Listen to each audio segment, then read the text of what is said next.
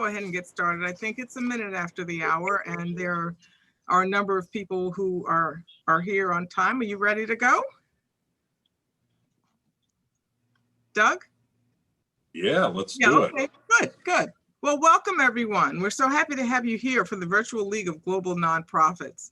I'm really happy to have this opportunity to facilitate this very important panel conversation. If everyone who is not speaking could please put your audio on mute so that we don't hear the background noise, that would be great. Thank you so much.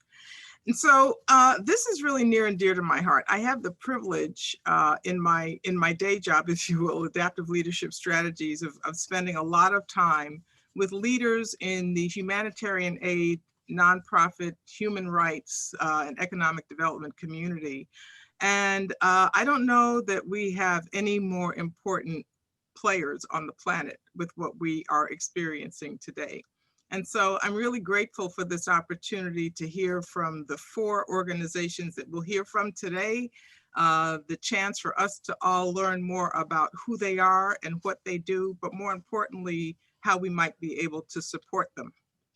I'm going to start by just giving you a high-level overview of our panelists, and then we'll go one by one to hear their presentations, and then take some time, of course, at the end for Q&A after we engage in conversation a little bit.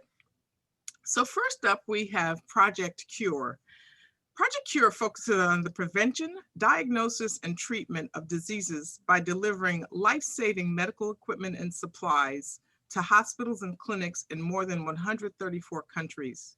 They also work side by side with health experts to provide treatment in response to national disasters. And presenting for us today will be Sharon, Wagner, and Beth Conley. Next, we will hear from Chicanos Por La Causa, which is an organization that believes all people should have live a life of dignity without discrimination. Their programs help individuals and families to become self-sufficient by providing health care, affordable housing, access to meaningful work, and political representation. And it's David Adame, and I apologize if I've mispronounced that. Please correct me if I got that wrong, but David will be presenting for us today. Third will be Thunderbird for Good. I'm really happy they're here as a proud Thunderbird alum myself. Thunderbird for Good provides learning experiences for non-traditional students who utilize business and management skills to fight poverty, secure peace, and improve living conditions in their communities. They're currently offering a program called the DreamBuilder program, an online business training program available at no cost to participants. And presenting for us today from Thunderbird will be Cindy Yeager. Last and certainly but not least, we'll hear from Water for People. Water for People is an international organization that exists to promote the development of high quality drinking water, sanitation, and hygiene services for everyone. And our presenter today from Water for People will be Chad Arnold. So let's go ahead and get started. If we can begin, please, with Project C.U.R.E. Sharon and Beth, welcome. Thank you. We're very excited to be presenting today. Good morning, good afternoon, depending on where you are. This is our first time presenting. I did see the last presentation of the nonprofits, and I thought it's a great opportunity, and we were very excited to be chosen to present this quarter. So thank you very much. I'm Beth Conley, and I'm the Director of Mexico Operations. And this is my colleague, Sharon Wagner, and she is the Client Care Manager of Global Operations. Good morning, good afternoon. Thank you everyone for joining us and for the opportunity to present today. I'm going to go ahead and get started. I am going to share my screen with you and do a little presentation.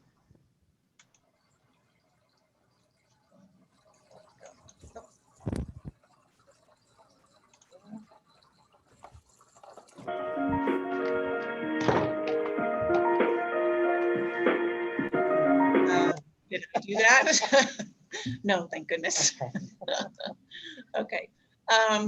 So again, thank you so much for the opportunity. Project C.U.R.E. was started in 1987 in a garage by Dr. Jim Jackson. While he was on a business trip to Brazil, his interpreter took him to a small clinic where he saw that they had absolutely nothing. It was located in a poor neighborhood and they had absolutely nothing in regards to supplies to treat the patient or the people that lived in that community. He was so torn up by what he saw upon his return back to Denver, Colorado. He reached out to his friends and collected supplies and equipment in his garage. And that was the very first shipment that was sent to Brazil under the name of Project C.U.R.E. Since then, we have expanded to 7 distribution centers around the country. As you can see on the map where they are located. We are in Denver, Colorado, where this is the location of our international headquarters. Every single week, we ship or load and ship out a container full of supplies out of one of our warehouses. In some cases, we may end up doing 2 containers. A container for the projects that I work on are 40-foot cargo containers. Every single year, we have over 25,000 volunteers join us in our warehouses, helping us sort through and categorize all the supplies and equipment that are donated to us. Last year, we shipped 145 containers valued at $49 million to over 42 countries. This year, our goal is 200 containers, and at this point, we're pretty much on target. How does our process work? It all starts with the donations that we receive from hospitals, medical manufacturers, and private individuals. Our team of amazing volunteers sort through everything that is donated, from supplies all the way up to the equipment, sophisticated biomedical equipment. They sort through everything, they enter it to our inventory system, and also help with loading them on a container. Before a container is shipped out of our warehouse, we start with an assessment on the recipient facility. From there, we create a unique packing list for the recipient. So every container is customized to the needs of the recipient facility. Some of the programs that we have at Project C.U.R.E. Obviously is our C.U.R.E. Cargo program, which both Beth and I are in charge of. Like she said, in Mexico, all of my projects are more the global program. We have our Kits for Kids program, as you can see in the screen, the little girl holding a red bag. We fill these bags with just basic supplies that we would find in our medicine cabinet at home that somebody may not have in a developing country. These are great community service projects where we would send the bags to your organization. You can fill them and then send them back to us. One of our volunteers, for his 60th birthday, instead of having gifts, he did a collection and packing of kits for kids. These are loaded onto our containers and are distributed to parents at recipient hospitals and clinics. Our C.U.R.E. kits are large green suitcase-sized bags that are filled with about $2,000 worth of life-saving medical supplies. They're very popular with medical mission groups that are traveling abroad, and they deliver them to maybe like a rural hospital, an orphanage, or a school that just needs basic supplies. And finally, we have our C.U.R.E. clinics. Our C.U.R.E. clinics are where we deploy a team of healthcare professionals to a clinic or a hospital that has received one of our containers. And we stay about a week and work alongside the doctors and nurses there at that hospital, hosting a community clinic. I'll let Beth take over about Mexico. Thanks, Sharon. Okay, I've been working with Project C.U.R.E. for about 10 years, and specifically with Mexico. And I want to talk just a little bit about Mexico. It is the only country where we have an office in country.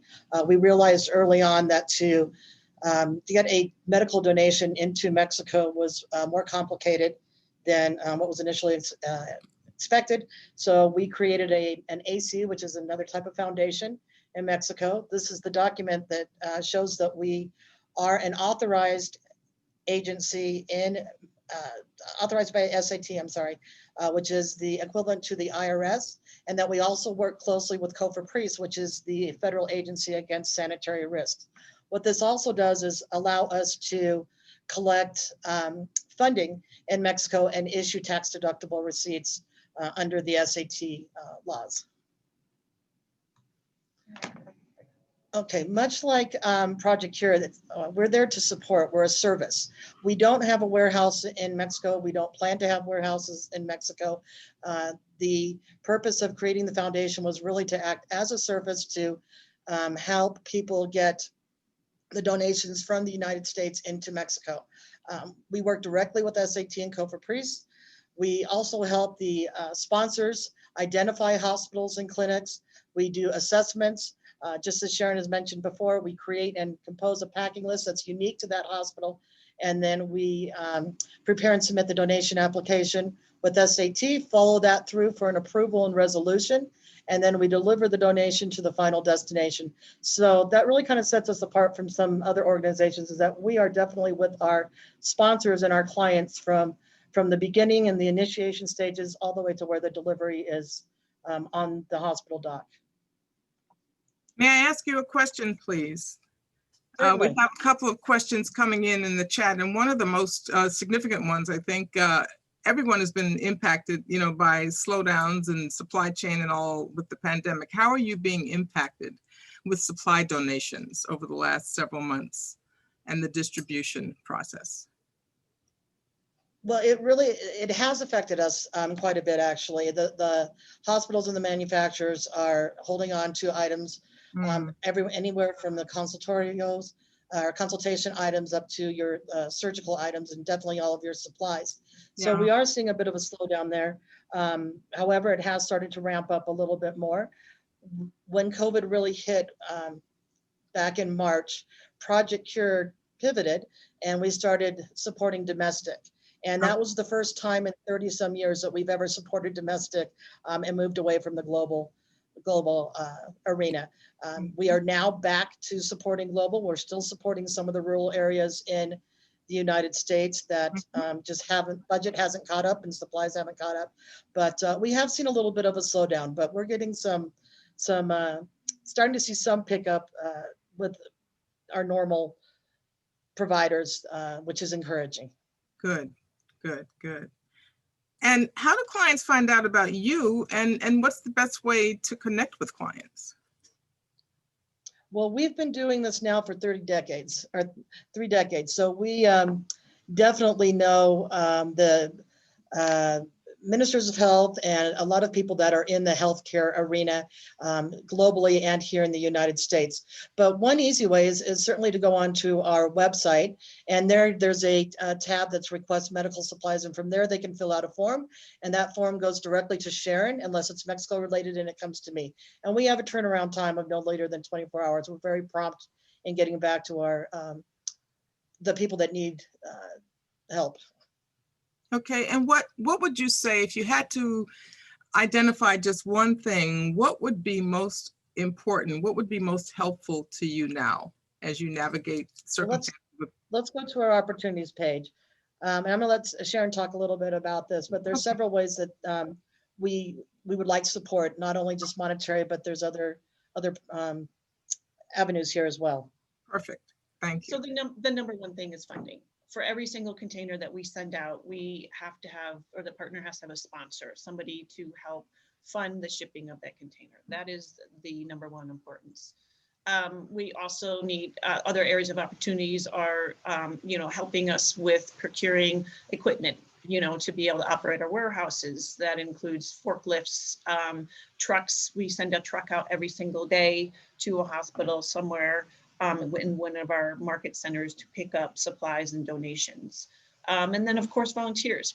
This organization is run strictly on volunteers and the time and the commitment they have. And so we always could use some help with not only procuring equipment, but also in our warehouse. That's great. So it sounds like there are a number of ways for people to get involved and to provide support. Yes. That's correct. That's great. So I hope everyone is listening. If you have insights into, possible supplier connections or volunteering, please be sure to reach out to Beth and to Sharon to get more information about how you can be a supporter of Project C.U.R.E. Thank you so very much for the important work that you do. Thank you. Thank you. You're welcome. You're welcome. Next, we'd like to hear from David of Chicanos Por La Causa. David, are you with us? Yes, I'm here. Thank you, Brenda, and good to see you, Doug, as well. I'd see if my staff can upload the presentation for me. Great. Just a short one, then I'll get into some more specifics. But at Chicanos Por La Causa, we're celebrating almost 52 years of existence. Started here in Arizona. Our vision statement is empowered lives, as it says very boldly there. No matter where you're in a struggling situation or you're in a point in our life where you want to start a new business or need a scholarship to go to school, we cover the full gamut. The next slide is our mission statement is that we drive economic and political empowerment through these 4 areas of impact that we focus on: health and human services, housing, education, and economic development, which is a big piece of our international, which I'll get into in a minute. But we have 34 programs in those 4 areas that we work on. This is our geographic coverage right now. We have plans to be in Utah and Colorado in the next 3 years, but a pretty big footprint. We've been growing very fast, and we actually, during the pandemic, we've actually recently expanded into California as of August of this calendar year. So moving fast, our goal is to ultimately serve 1.5 million people on an annual basis. Currently, we're at about 620,000 on an annual basis. And we also, under our new leadership team, which included in this participants is Maria Jesus Cervantes and Emilio Gaynor, who are my primary folks working on the international component. But we have obviously Maria serves with the Global Chamber, which we're very proud of. Emilio serves on the Phoenix Sister Cities committees quite a bit. We're both on the Arizona-Mexico Commission that the governor appointed us to. And recently working with Glenn Williamson at the Canadian Arizona Business Council, starting to do more work with them. But some other groups that we've worked in primarily in Mexico, we do have plans to be in more countries. Because of the pandemic, we were starting to have conversations with the country of Guatemala, but put that on hold because of the pandemic, because we have a stay-at-home order in our organization. And then even though I know Puerto Rico is the Commonwealth and part of the United States, I still kind of consider that the Caribbean international region. And I'm proud to say next month, we're going to be making a new market tax credit investment of about $8 million supporting a paint manufacturing company on the island. So I'm very excited about that investment. But we do have plans to be in other Latin American countries, which will be our primary focus of our international component. One of our highlights has been working with a company out of Querétaro, Mexico, where they're a stretch wrap plastics manufacturing company, biodegradable. We actually made an investment in them, originally a loan, but then converted to an investment. They're in West Phoenix as we speak. They're doing so successful that they're adding another production line to that plant, and they're actually expanding into Columbus, Georgia with another plant, and talking to us about another plant in Texas, in the San Antonio area. So that our focus on the international piece has been economic development primarily. We have gotten involved with some housing, working with groups like One Mission, who raises money to do housing near the Hermosillo, Sonora area. But we also have participated in partnerships that are listed here. One that I'm very proud of, National Network of Mexican Citizens Council. They actually focus on anti-human trafficking. So we signed a national agreement with them to help fight human trafficking on that. We did receive some support from the Carlos Slim Foundation to do some citizenship zero interest loans to help people who are in a position to become citizens here in the United States. But we're starting to work with local foundations in Mexico to do some collaborations. I actually do have a consulting employees that are in Guadalajara and in Mexico City that are still working for us there and working on other partnerships.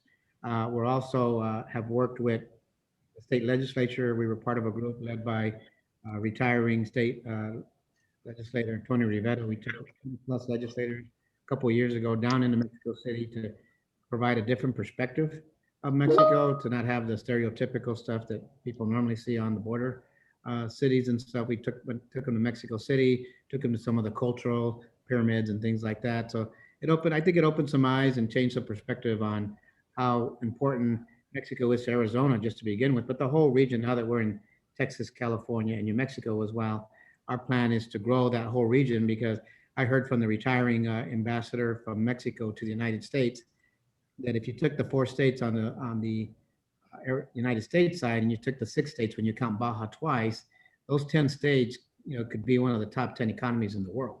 Yeah. So Wow. that's what we're working on. A lot of exciting things we're doing. We have 200 staff people, so we're very committed to this, and I'm excited to be working with the Global Chamber. That's great. Thank you for that, David. Can you tell us, how do people find out about you, and what would be most helpful to you now? We'll have many questions at the end, of course, but right now, how do we find you? Well, the first place is obviously our website, which is CPLC Global. Our main number is 602-257-0700. But you got Maria Jesus Cervantes on here. Her name, you can find her name on the screen here. Emilio Gaynor, again, who are my primary leaders in our international component. But I think the biggest thing is this continued partnership, because when we go into other states or other geographic regions, we like to start with the economic development, the housing thing. We try to take a sustainability model. We start getting traction with that, then we start adding the opportunity to do more social service stuff. Although we went ahead and jumped on the human trafficking thing, those are the things that we're looking for. Companies that you may know who are interested. We're a community development financial institution, so we have access to, like I referenced earlier, in Puerto Rico, new market tax credits. So if international companies have U.S. operations and they're trying to find a good financial tool that can help them shelter taxes as well and reinvest in the community, we have bonds, we have tax credit programs, we have traditional loans, workforce development programs. One of the last thing I'll say, Brenda, is when we went to Mexico City, we went with Coparmex, and we got invited to a presentation in Mexico City, and Emilio had a chance to talk to him, and we were immediately reached out to by the Mercedes Daimler Group in Mexico City, saying, if you have folks that want to come home and want to get repatriated and happen to be mechanics, licensed mechanics, we'll take them yesterday. So wow. There's going to be innovative partnerships on the workforce development side as well. That sounds great.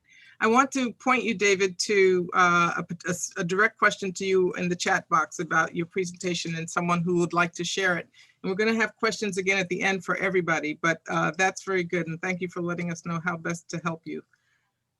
And absolutely, we'll be glad to our roadshow anywhere. Okay, great. Next, we have Thunderbird for Good, and we'd like to invite Cindy Yeager to get us started with the brief presentation. Okay, and I'm going to share a presentation. I think I'm sharing my screen with you the are. Thunderbird. Okay, yes, yay. So I'm Cindy Yeager. I am with the Thunderbird School of Global Management. And for those of you that haven't heard of us, we've been around for almost 75 years now.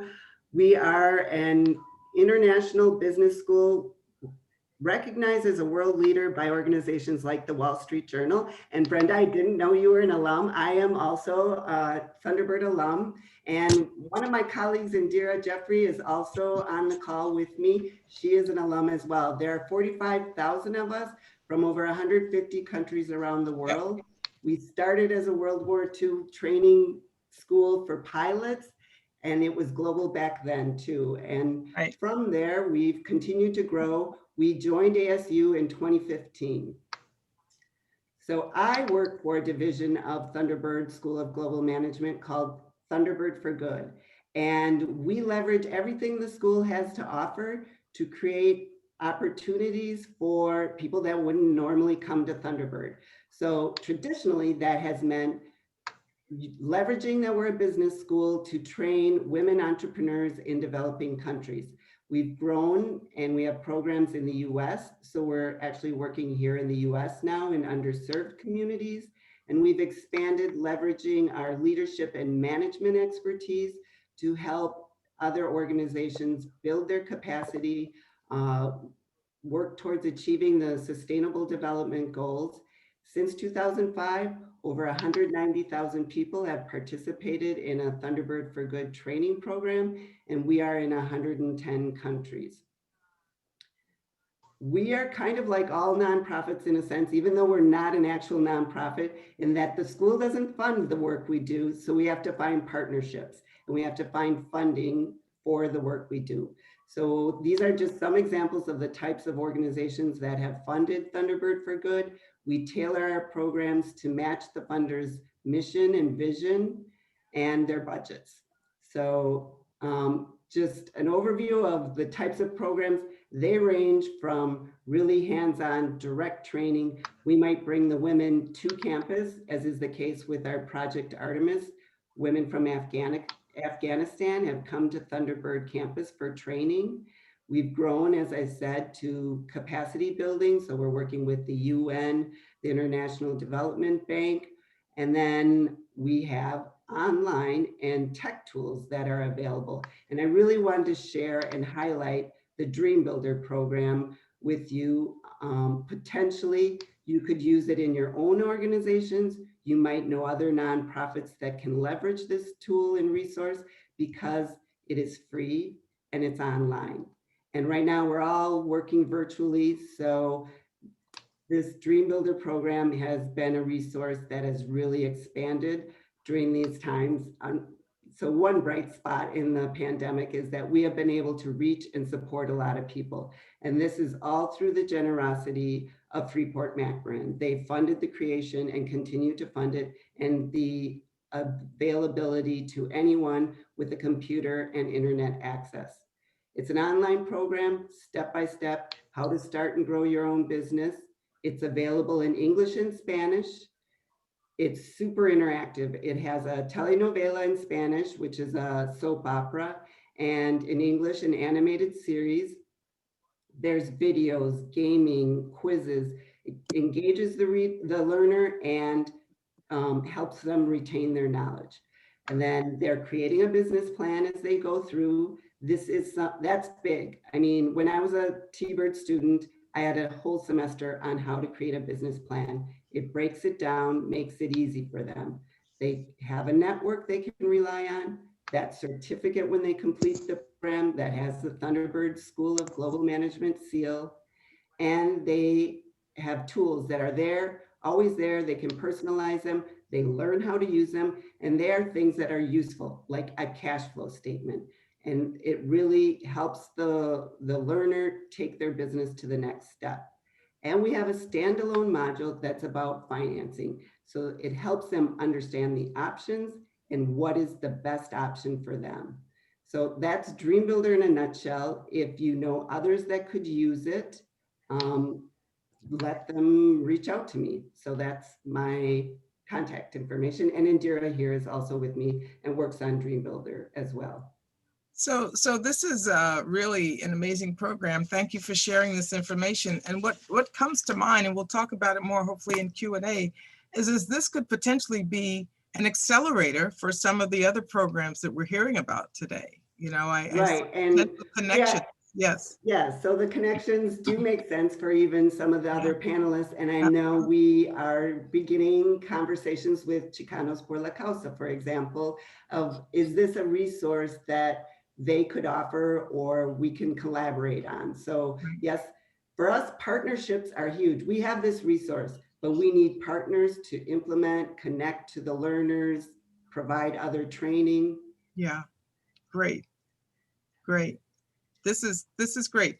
And so thank you very much, Cindy, for that overview. And hopefully we'll get into more in-depth Q&A once we've heard from our final presenter and open it up to everyone.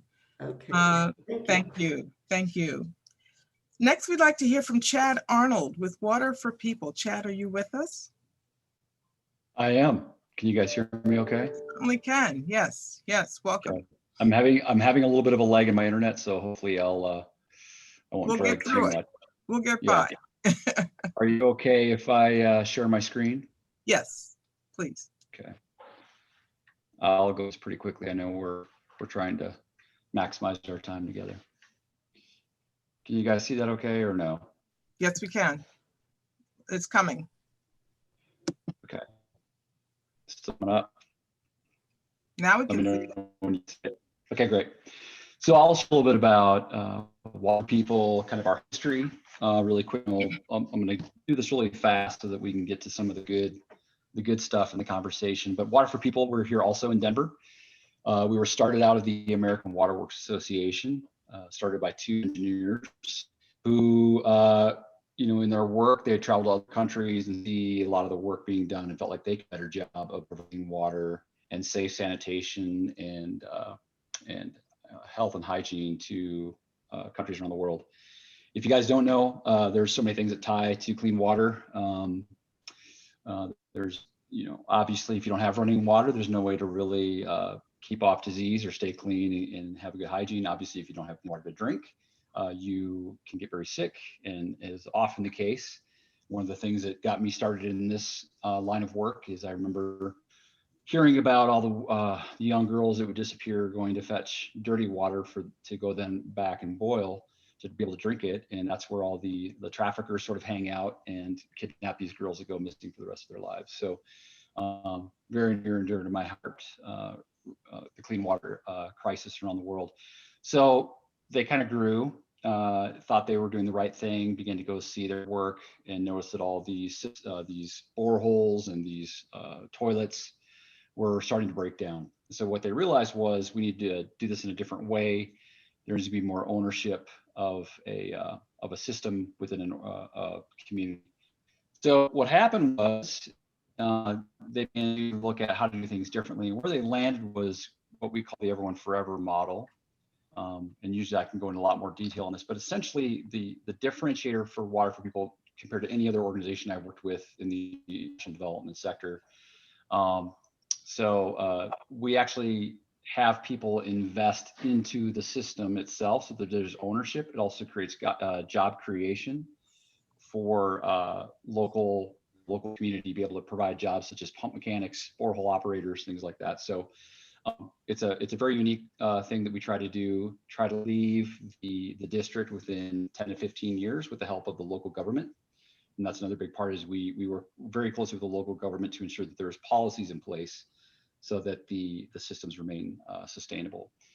Just so that everybody knows, probably a much larger organization you might be familiar with is Charity Water.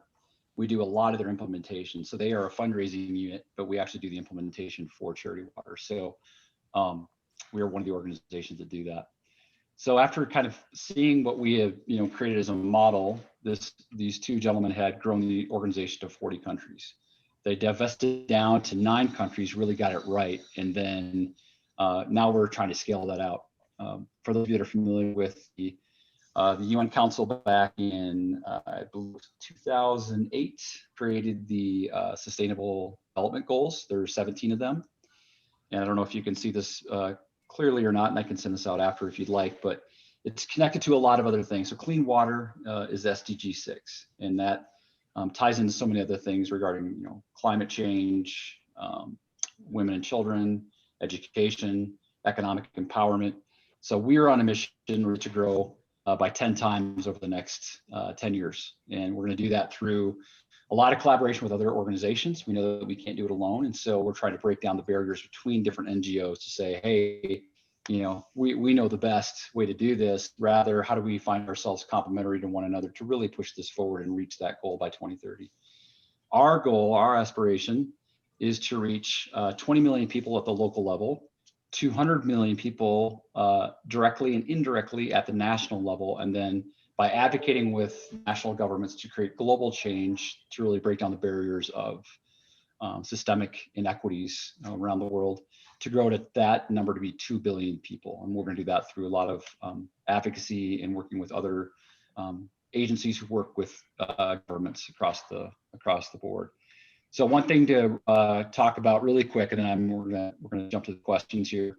Our 4 main areas are clean water, obviously, safe sanitation. So open defecation is one of the leading causes of really death in what I call low income countries, middle countries. And then health and hygiene. Just as a note, this year we were recognized in the New York Times by Nicholas Kristof as one of the 5 organizations addressing the COVID crisis, and gave us a lot of notoriety at the national level at a time where I think people are really focused kind of on what's happening in the US. It was at least nice to be recognized nationally in our work. And so that allowed us in the immediate to finish and expedite the completion of 173 health clinics in those countries where we're at right now, in the 9 countries. And then We are in the next year, we'll grow to 15 countries, expanding our model, working with other organizations. And then by 2030, we hope to take a lot of this and grow it out to be about 52 countries by 2030. So we're really excited about that. But the real difference for how we view international development, especially the global water crisis, is creating systems that work, that are owned, and a sense of ownership by those local communities, and a sense of buy-in. So I'll kind of leave you this thought. The way that we operate is, rather than go in and fully subsidize a toilet for one family, we'll subsidize 10% of 10 toilets. And then the community, it's up to them then to maintain and keep those systems running. So kind of an anecdotal way to think about how it works. But super excited to be a part of this group, very inspired by all of the other organizations, and to know that we're in the company. But I hope that gives you a little preview to what we do and who we're about. And we're really excited for the next 10 years. We think that we can reach the sustainable goals. So we're hopeful that we can do that. Thank you so much, Chad. So that's a very interesting approach. And I think it probably speaks to creating a greater foundation or infrastructure for sustainability. So I'd like to open it up for questions and answers. And I have a question I'd like to pose to the whole group. So please, everyone on the line, if you would chat in your questions, and we will convey them to our panelists. I have a question first for Sharon and Beth.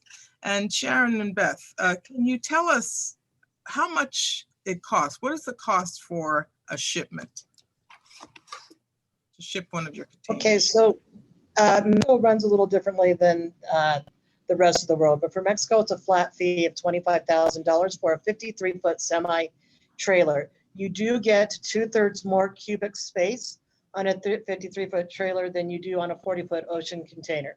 I'll let Karen address the cost for the 40-foot, which is close to Mexico's fee. It's approximately $23,000 to ship a 40-foot container to anywhere in the world other than Mexico. It just depends on the final destination. Okay, that was a specific question from one of our attendees. And so roughly how many, can you give us an example, an idea of how many containers you ship over the course of a year? Yeah, we sent 146 containers last year. Our goal is 200 containers this year. Perfect. Okay. So our fiscal year is a little different. It's June 1 to May 31st. So that's why we're still in this year. Yeah, mid this year for us. Yeah. So we still have an opportunity. Everyone on this call, we still have an opportunity to help you get over that fence, right? Yeah, to achieve that goal, and hopefully we can play a part in making that happen. So I'd like to ask each of you, and Sharon and Beth, since we have you front and center right now, if you can think of one success story, something that really stands out in your mind, what would that be? Well, I can speak to Mexico. Like I said, I've been working with Project here for 10 years, and just recently in March, before the world took a nosedive, we were able to get out our 100th container. And that may not sound like a big number to everybody, but it was a huge milestone for us to get that 100th container into Mexico before things really took a turn down there. Not only that, but it was sponsored by a Rotarian who started one of the biggest projects we had in southern Mexico. It was a 6-container project. And a few months prior to that, he was diagnosed with a very aggressive liver cancer. And we were able to get that container down about 3 weeks before he passed away. So it really had a big meaning to us, other than just being a number, but to see the project through before he had passed. Wow, that's so pretty powerful. Yeah. We have, we have very strong relationships with our partners that we've had for many, many years. So they really do become part of our family. Yeah, I'm sure it meant a lot for you to be able to do that. Thank you for sharing that. David, what would you cite as a success story? I would say that the infrastructure that we put in place to be able to support economic development in both countries, I mentioned earlier when I spoke, the name of the company is called Zoom It Plastics, if somebody wants to Google it. Mhm. The amount of jobs that were created by our investment here and growing because they're adding a second line as we speak, and seeing their success growing into the other parts of the country has given us a model that we're sharing with other potential candidates and working closely with different jurisdictions here to say, allow us to be part of the GPEC, allow us to be part of the City of Phoenix Economic Development to say, here's a local partner that when you come in, we can help you because we're working with other companies now. And, and unfortunately, sometimes they connect with folks that aren't as upfront as possible. Sometimes realty or other services are needed when you're starting a business in another country, whether it's coming to the United States or going to Mexico. Having that infrastructure with trusted individuals that can help people be as successful as possible, to me, has been an amazing accomplishment. And as soon as this pandemic is over, I'm very excited that we're going to be helping even more companies on both sides of the border. Okay, great. Thank you for that. Cindy, if you can identify one success story, what would that be? Oh man, that's so hard. So for example, with the DreamBuilder program, one woman that I met, she was a victim of domestic abuse at home. She had her own little salad business. She took DreamBuilder. It was just the first seed. I'm not saying it was everything that led to her success and growth, but it gave her the knowledge she needed, the confidence. She was able to get funding with her business plan. She bought a delivery truck, and now her husband works for her and he delivers the salads. And she said things are much better at home because she has an income and she has a voice. Wow. And so her business has grown and her home personal life is also doing better. Lovely. Thank you for that. Chad, what would you say is a success story for you? Yeah, we work in districts around the world, and you could feel it's almost like a county. And what's been really interesting, the past, our goal is to be aid independent districts in these counties around the world, and we just have kind of passed the 5-year mile mark for one of our districts. That's the longest they've gone without any sort of aid independence. Wow. What might even be a better story to tell is that in all these districts where we're working, the surrounding counties, if you will, have been hit much harder with COVID.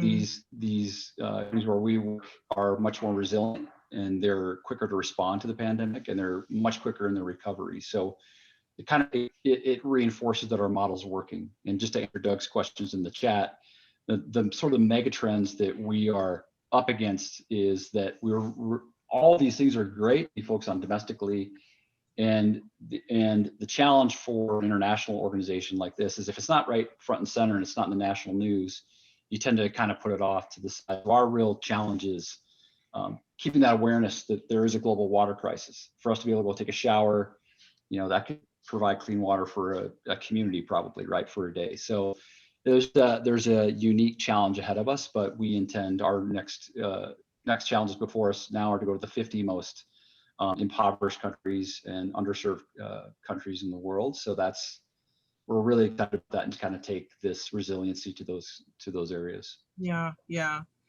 So we'll start with you and then go back up the list. What do you see is your greatest challenge looking ahead, first half of 2021?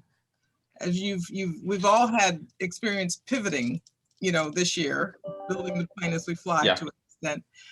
And I asked the last question because I wanted people to have a sense of the real impact to be able to connect those dots. So moving forward, next 6 months, what are you most concerned about? I think I'm mostly concerned about what takes over the news and where people's attentions are. And COVID is very real for all of us. And, I'm not taking anything away from what's happening here in the US, but you can imagine trying to, fight COVID in a country where you don't, or a community where you don't have running water, where you don't have soap or hygiene practices, masks, those kind of things. It really is challenging. And I think when you're not able to kind of be forefront in people's mind to get the funding and the awareness around that need, I think is probably the biggest challenge for us next 6 months. Okay. Visibility. Yeah. Yeah, for sure. And we can all help with that. So we should all be thinking about ways to kind of keep this top of mind, because I don't know that there's much that's more important than clean water. Cindy, what do you see as your greatest challenge? You are So, yes, we're always looking for new partners. That is true, and ways to expand our programming. I mean, in particular with the DreamBuilder program, it is finding the partners that can adopt the program and implement it and offer it to the people that need it.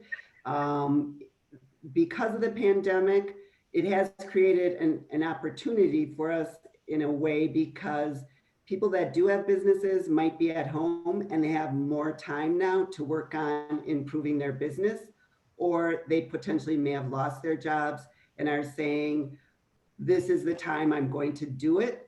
And so we're here to help those people build their skills to be a better business and build their confidence as well. So ours is getting the partners that will be able to get the resource to the women and men, because men do take DreamBuilder. It was designed for women. Get it to the people that can use it and benefit from it. And then we're always building on additional, like a T-Bird could give a workshop that is for participants. So things like that. I mean, those are the types of things we're looking for. Yeah, great. And I sense that you might have 3 potential new partners here today in your fellow panelists. So I hope that that those conversations continue. Great, thank you. Thank you. David, what do you see?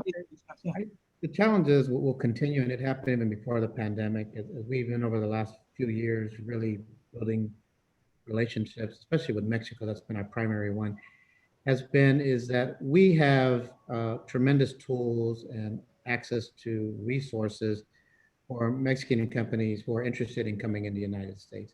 The challenge has been when we're talking to whether we're talking to the federal government or local governments in Mexico, is finding and attracting more resources from outside investors, other country investors into Mexico. And I'll give you an example of, we were invited to participate in the state of Guanajuato, and they created this tremendous, and it was part of that tour we did with the legislature members. They created an interior port in between Nuevo León and Guanajuato, old Guanajuato. And it's a site where they do a lot of car building in that region right there. And so they had this, basically its own community that had tire manufacturers, computers for the cars. But for the employees there, they wanted to create, we got to see a real nice school that they developed to help with the children of the employees. But they needed housing and things like that. So being able to get resources that, whether we can go in there and develop, because we do housing development, or partner with others who are interested in that. I'm trying to align whether, they're American companies, right? You got American car builders that have manufacturing plants there, but getting them to understand the investment in the other social determinants for the employees, because once we can stabilize that component, then we can have even more success in doing national trade. And that's about really having opportunities to tell the story, it sounds like. So I challenge and invite anyone listening, to think about relationships that you have within some of these organizations and the people that and how some casual and informal conversations can lead to meaningful, sustainable, the development of durable solutions in some of these cases, because that's really where it all starts, very organically. Okay, Sharon and Beth, next 6 months, and that would really be taking you through the end of your fiscal year, as you said. But what do you see as your greatest challenge between now and then? Our greatest challenge is keeping up with the demand. Since 2019, we've seen a 30% increase in the number of inquiries that come across my desk, and so which is a good problem to have. However, it's be able to keep up with the demand, and also, like with many nonprofits, it's funding. For every container we ship out, we do need a partner or a sponsor for that container to help reimburse us for the costs that we incur to ship a container. out the door. And of course, supplies. There is an increase in demand for diagnostic biomedical equipment. And that's, those items are in high demand in the United States as well as around the world. And so just being able to expand our partnerships with other, medical manufacturers, in the medical equipment field is a big challenge. And that's what we hope to improve upon in the next 6 months. Okay, very good, very good. I'm just curious, do you typically work with the same freight forwarders, or do you have different relationships? What is that part of your? We work with about 6 or 7 different freight forwarders who provide us with and our partners with a humanitarian rate, for all of our shipments. Good. Okay. All right. Great. And so when we talk about sponsorship and donations, and you mentioned something, sponsorship for containers and things like that, I'm sure you accept, but is it possible to do organizational sponsorships? What kinds of sponsorship programs do you have? Oh, absolutely. I mean, we have all kinds of organizations that will sponsor a container, or private individuals will sponsor a container. That's not uncommon for somebody that wants to get back to their home country, the community where they were born and grew up in, and sponsor a container just with the pennies in their back pocket. Yeah. I wanted to kind of highlight that, because if it's possible for people to come together and do that as a collective, that would be an opportunity. Yeah, absolutely. Okay, great. Nick, can I ask a quick question, Sharon? Sharon, Please. do you take donations from clinics? I'm sorry? Do you take donations from specific medical clinics? No. How do you, no. do you take, Yeah. You don't, okay. No, we do. I mean, I guess I'm not understanding your question. Are you talking about equipment and supply donations from clinics, or monetary? Yes. No, Equipment and supply? your supplies, yeah.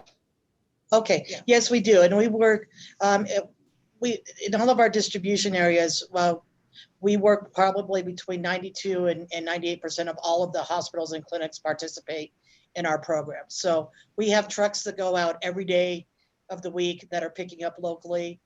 Here in Colorado, we're also going to Wyoming. So yes, we do. Send them our way, please. I mean, in Colorado. Yeah, I'm in Colorado, so I might want to connect with you guys. Oh, absolutely. Perfect. Yeah. In Denver alone, we work with about 27 hospitals in a 2-hour radius of our warehouse. And so trucks will go out pretty far to pick up donations. Great. Well, we really tried to emphasize not only, how to reach you, obviously through the web and things like that, but how we can help. And, the way that people can most easily, we first think of writing a check or making a donation or whatever it is, but it sounds like in all cases, there are multiple ways to contribute and to provide support.